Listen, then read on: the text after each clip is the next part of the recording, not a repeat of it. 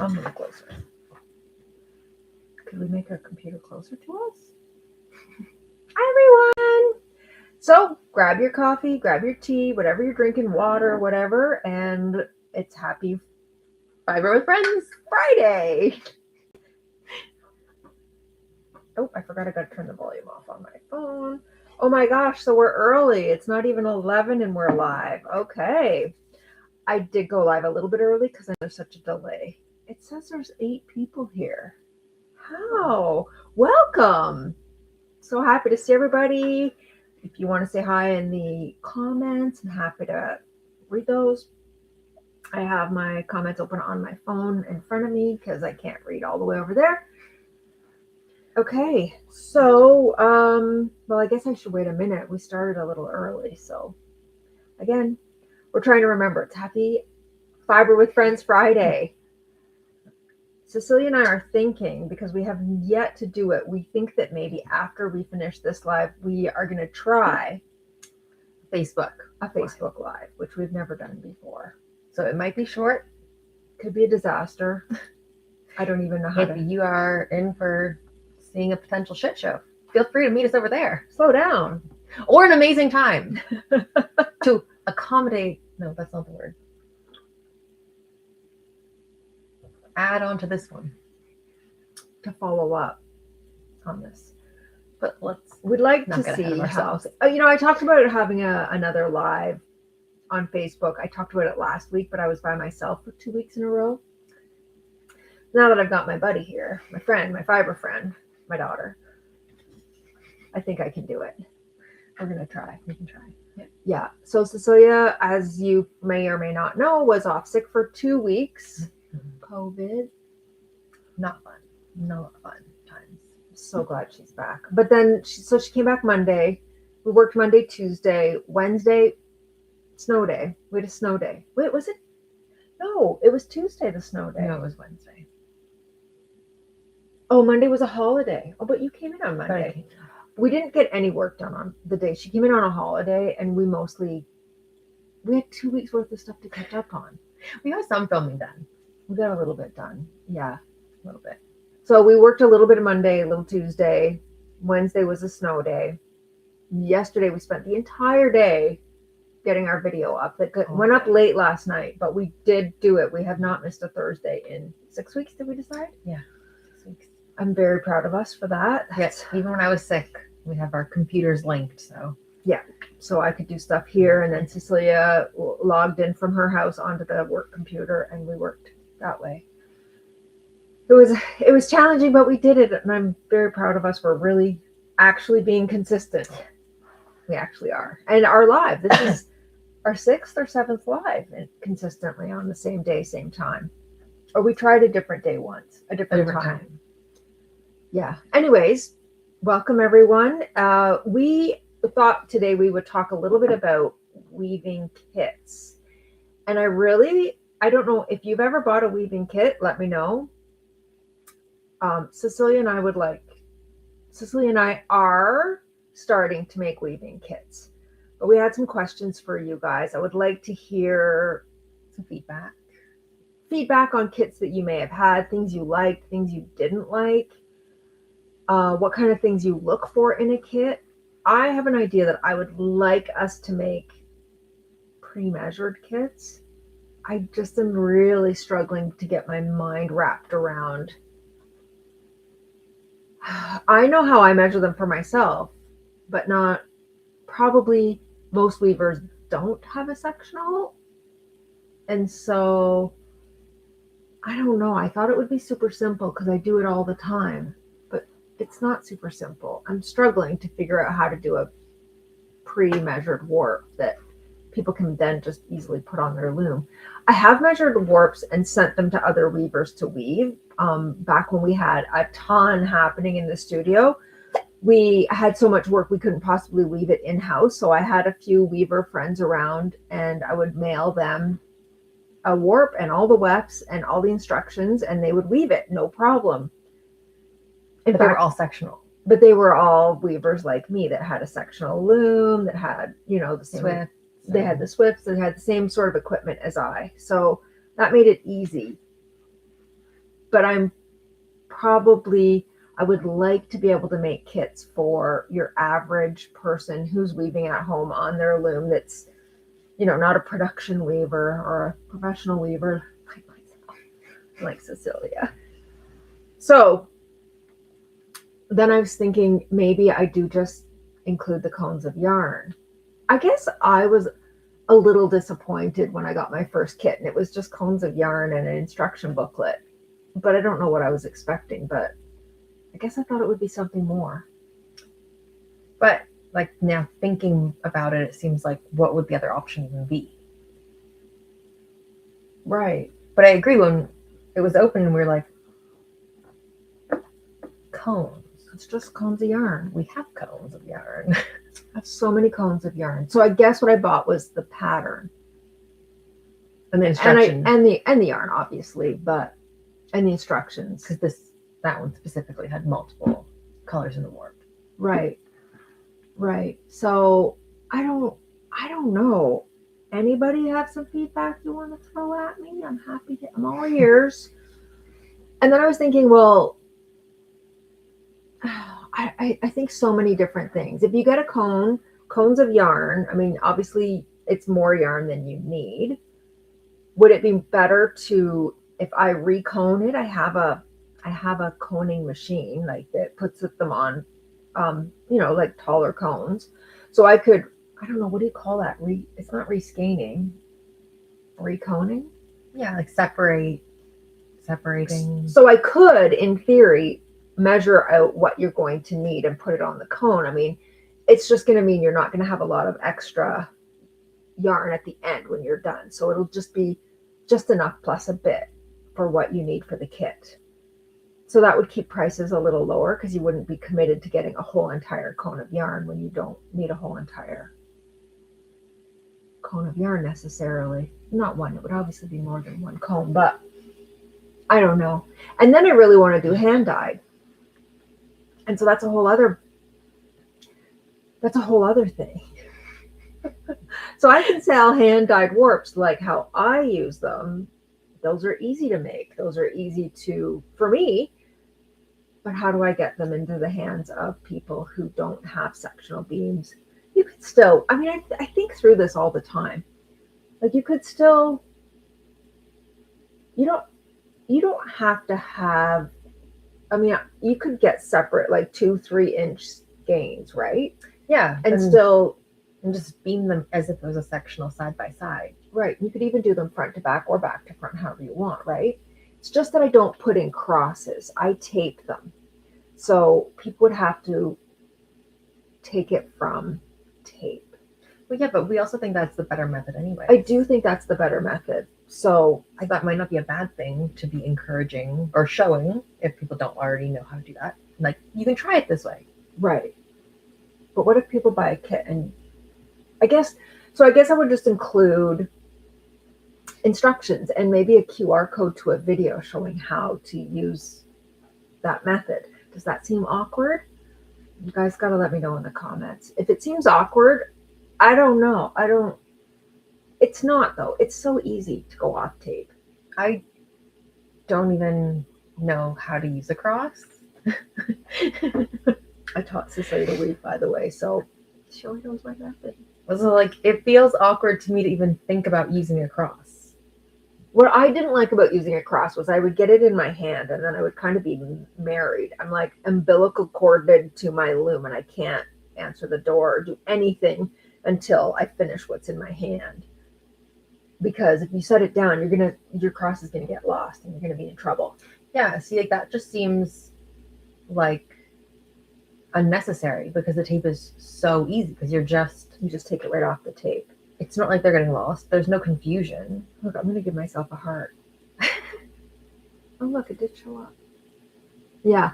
So I think that, yeah, I keep going back and forth in my head and then I think, are people gonna like that? I don't know. But that's what we're gonna do for hand dyed. Yeah. We're gonna have to. Except for if we do a kit specifically for the rigid heddle, and then it would be more like on a cone. We'd dye it and then put it onto a cone. Oh, here's another question that I have if you care to answer in the comments. It doesn't have to be now. The rewatch is fine. I read every comment. If, oh God, what was my question? No. I'm like, I can tell you questions that you have, but I don't know if it's the one you were thinking. Oh, I know. If I make a kit for a rigid heddle, I mean, obviously it can be used on a different loom. It doesn't have to be specifically to a rigid heddle. But is it better? Would somebody prefer to buy kits for rigid heddle? Like, is it too confusing? Because I'm like, I want to make everything more complicated. This is how I roll. I'm like, if I made a kit for a rigid heddle, but then I'm like, but somebody with a 4-shaft, I could include a 4-shaft graft. I could include an 8-shaft graft. It's just, they've got yarn. It doesn't have to be specific to a rigid heddle, right? I guess they would have to then measure it out though if it was on a cone. Right. So that just wouldn't be a pre-measured kit. You're right. Yeah. Right? So would that be weird, or would you just want to just know you're getting one thing? Maybe I could just label them differently. Does that seem dumb? I just thought if I put together an instructional booklet, I could show all the different options. Yeah. And then whatever you have, you just use those instructions. Right? I think it makes sense. But here's the thing. Like, you could do a very simple pattern on a rigid heddle or more complex. Mm-hmm. Then I'm like, yeah, I guess that works out, right? I think that works. That makes sense to me. And if they're receiving the same booklet for both a rigid heddle and a floor loom with the kit, then they're having, even if they start with the rigid heddle, they have the pattern if they choose to do it again later on a bigger loom. Right. Yeah. That sounds good. I have a nice draft that I will say I made it, but like I had a draft to start with that I changed, but it's whatever. But I really love it, and I made tea towels with it, and I gave them, every last one of them, away to friends and family. But I love it, and I think that would be a great kit. And it only needs 2 colors. Yeah, it's a really nice one. It's so simple. It's so organized. I love it. So that's going to be our first kit. And now Cecilia and I have a hard deadline because we signed up to get a booth at a fiber festival, which is here in Peterborough. If you're in Ontario, please come. It's April 11th, 10 till 4, I believe, are the hours. I think the admission is $5. We are going to be there with our booth. We have a lot of work to do between now and then. So from now on, that's all we're going to do. Every day, that's what we're going to be focusing on. So all the content you see coming out from us is going to revolve around getting ready for this fiber festival. I just keep thinking we have to make decisions, but we make decisions and then I forget we've made decisions. We write them down. The problem is Cecilia and I are both super creative and we have great ideas all the time, like 10 times a day each. Like we have the best idea ever constantly. So it's really hard to focus ourselves. Just to pick like 1 or 2 that we're like, okay, that's what we're actually doing. Right. Yeah. Because the problem is that in an hour we're gonna be like, oh wait, this is what we should do. It's so awesome, right? Yeah. Right. Yeah. Yes, that's accurate. So today we're gonna have to hard decide. Yes. We're making real plans, firm decisions that won't be changed because we can't keep changing our minds. Yeah. We need to be starting to get. I'm going to make a note of that. We're going to do that kit. So that one will be a tea towel kit, but I'd like to do a hand dyed shawl kit as well. Mm-hmm. Yeah. Okay. So we're going to do the hand dyed shawl. We're going to do the tea towels. The tea towels are going to be not hand dyed. Correct. They're going to just be machine dyed cotton. Machine dyed. Because we really want the pattern to show, and with the hand dyed, it just won't show the same. So to start, right? Yeah, except here's the other thing. Listen, you know that colorway that you really like? It's like, like burgundy, like these colors and like maybe dark gold and like rust. Okay. I feel like you showed me something yesterday of those colors. Did Probably. you show me some yarn yesterday that was those colors? Oh. And you were like, I love this skein of yarn. Yes. Okay. What if we hand dyed that colorway Okay. as well, and then include white in our kit?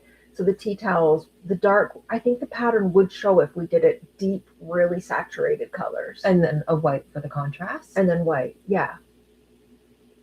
I think that would, or cream even. Mm-hmm. Yeah, and maybe not cotton. Maybe we could do cotton. Whatever's the most absorbent. I think I like cotton, the idea. Most absorbent, Cotton. mercerized cotton is really, I have fought with people. Mercerized cotton is super absorbent, but I have since realized that yes, I do believe mercerized cotton is more absorbent. However, it doesn't dry as fast. Oh. Which is, so you want a tea towel that dries fast, right? Because you're wiping your hands on it, you're drying dishes. You want something that's going to dry fast. So linen dries super fast. I just don't love 100% linen because it's sandpapery. It's not very nice and soft. So I think cotton is maybe the way we're going to go on these. I'm going to write cotton. So hand dyed is the warp?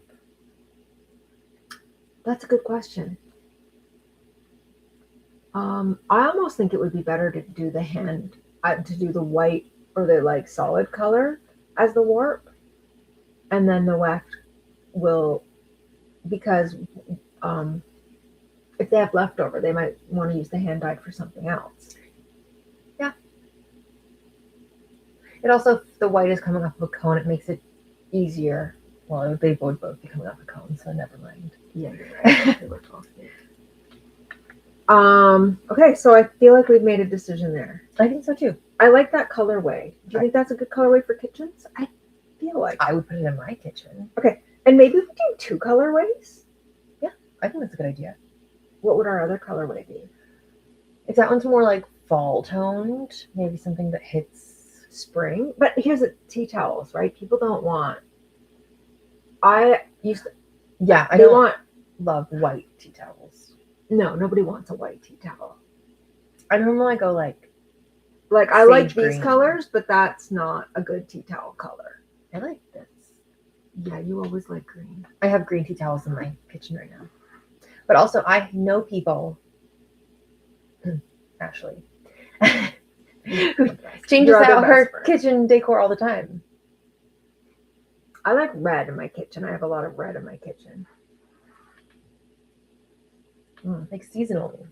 But yeah, if we do fall colors, maybe not whites, but what about?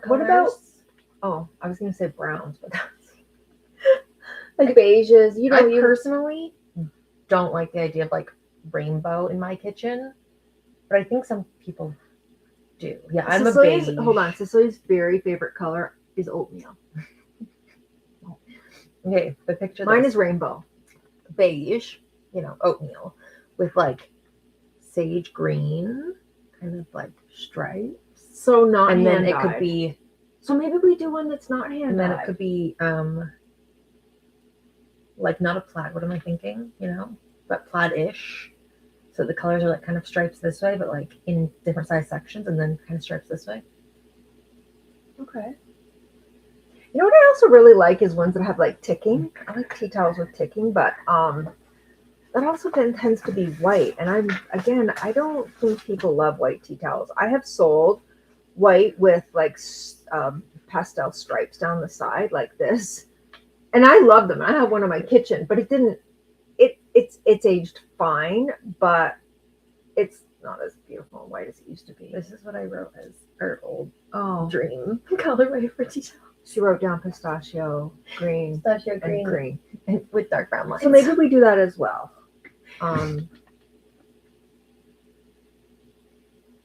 Okay, so 2 colorways for tea towels and then a shawl.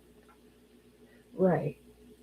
But here's the other thing. We have a whole booth. It's a 10x8 booth. We got to fill that booth. I can't even imagine what 10x8 is. Like, will it be more like this where people come in, or will it be like a table at the front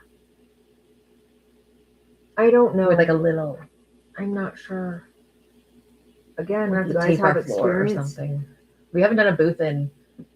We only did one booth once, and it Was was it only once? I thought we did 2 for some reason. it was a 2-day Oh, maybe event in Ottawa. We went to a baby wearing. that was so long ago. It was a long time ago before you had kids. Yeah. Yeah. Well, we could bring some of our stuff for sale too. That's true. We could. We could fill it out with stuff that we have previously woven. But I would like to get more kits. I'm just so, and then, okay, so here's our plan. We're going to do our booth, sell our kits, and then we'll put them on in our store, in our shop online, and we'll have them for sale there. So ultimately, we'll have kits for sale on our website, but it's going to be not until after April 11th. Yeah. Yeah. So if there are any kits that you specifically want to see in the future, even feel free to comment. Ooh, that's a good idea. If you guys have specific things, we can do that. Yeah. We're always not needing ideas, but No, we don't need ideas, but we love ideas. We love ideas. And sometimes just the smallest little thing really sparks our brains to get on fire. Yeah. The problem with Cecilia and I, like I said, is we just have so many ideas nonstop.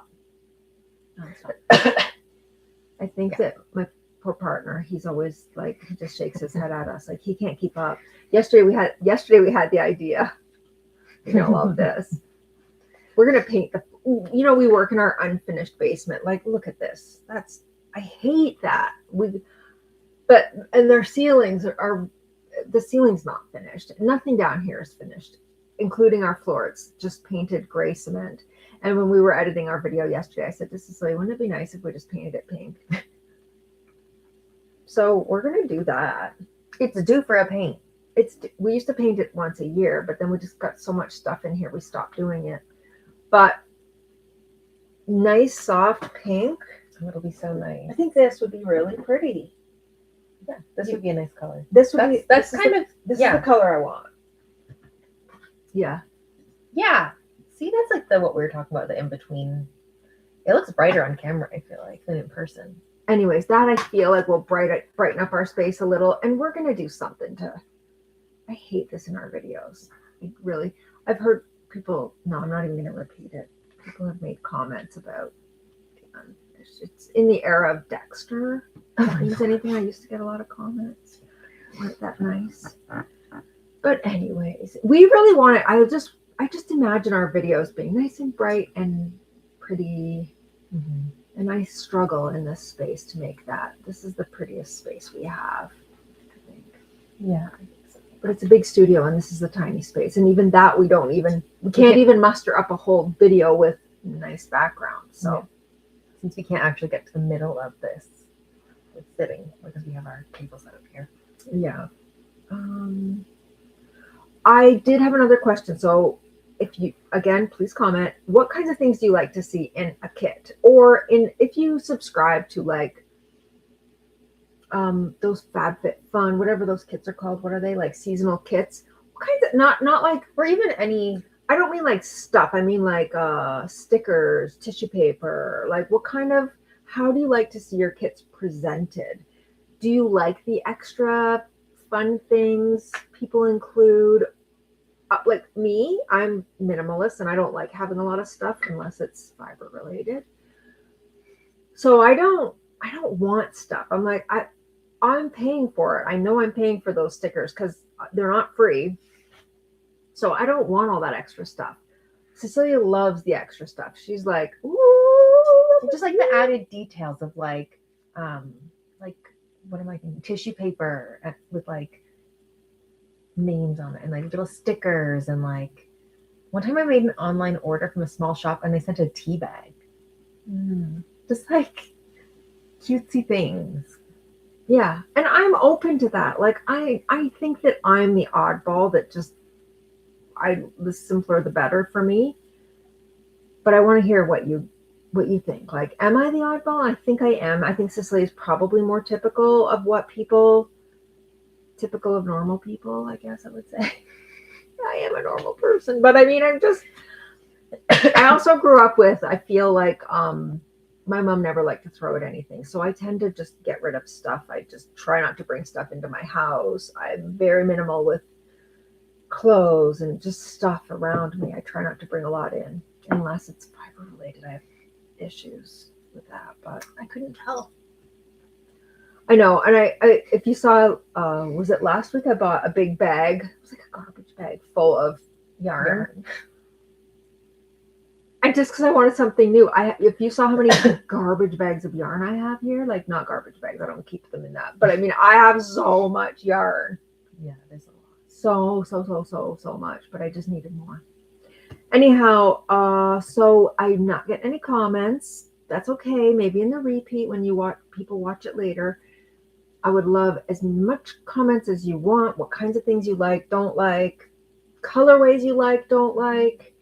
We're all ears. We love getting suggestions, recommendations. I love learning from my audience, our audience. I guess that's going to be it today. Yeah, I think so. All right. Well, thank you for joining us, and we'll see you next Fiber with Friends Friday at 11 o'clock. See you there. Bye for now.